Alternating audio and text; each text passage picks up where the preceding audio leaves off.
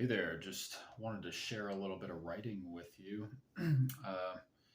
Getting to know some people in the Verde Valley slash Sedona area since I've been here a while, and I was going to teach a class on Intro to Astrology at a college in the area, but it got canceled. So I reached out to the one person who had been registered for that class, kind of just to say, hey, I'm just as disappointed as you are that the class got canceled due to lack of enrollment. But if you want to link up and learn about some of the content of the course, then feel free to hit me back. And kind of just got into a conversation about basically about philosophy of the esoteric arts.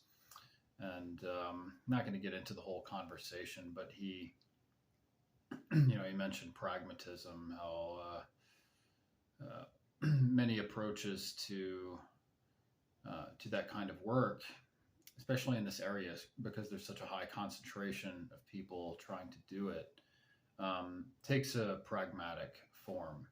And pragmatism is the philosophy of use. Whatever is most useful is the best thing to do or the best thing to believe, whether it's a course of action or a belief system.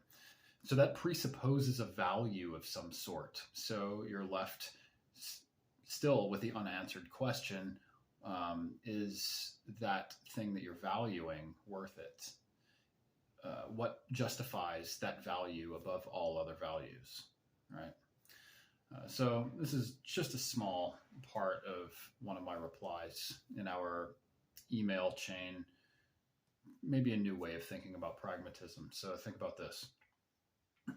I've always argued that pragmatism is limited in that it reduces to materialism, the philosophy that reality itself is based in quantifiable matter and energy, right? That is that the pragmatic question essentially is for what? So two words, for what are you believing this or taking this course of action?